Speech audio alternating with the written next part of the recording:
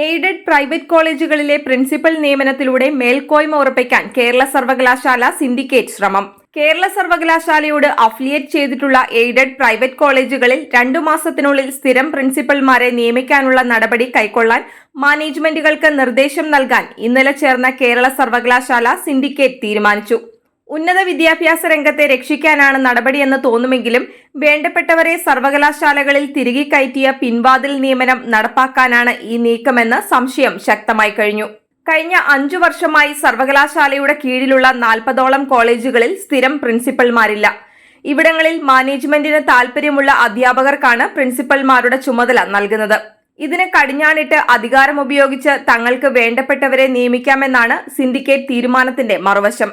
താൽക്കാലിക പ്രിൻസിപ്പൽമാർക്ക് സർവകലാശാല drawing and disbursement ഓഫീസറായാണ് നിയമനം നൽകുന്നതെങ്കിലും പ്രിൻസിപ്പൽമാരുടെ ചുമതലയാണ് വഹിക്കുന്നത്.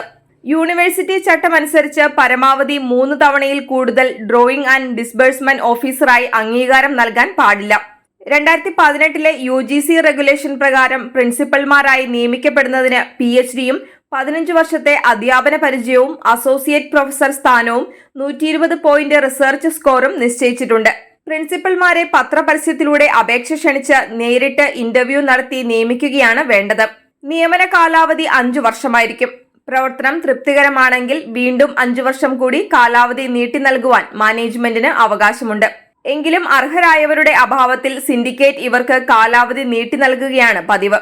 കേരളത്തിലെ എല്ലാ യൂണിവേഴ്സിറ്റികളിലും ഈ നില തുടരുമ്പോഴാണ് സ്ഥിരം നിയമനങ്ങൾ നടത്താനുള്ള കേരള സിൻഡിക്കേറ്റ് തീരുമാനം. സർക്കാർ ആർട്സ് ആൻഡ് സയൻസ് കോളേജുകളിൽ കഴിഞ്ഞ 5 വർഷമായി സ്ഥിരം പ്രിൻസിപ്പൽമാരില്ല.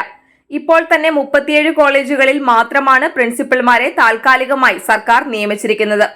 മിക്ക സർക്കാർ കോളേജുകളിലും ഇൻചാർജ് പ്രിൻസിപ്പൽമാരാണ് കോളേജ് ഭരണം നടത്തുന്നത്.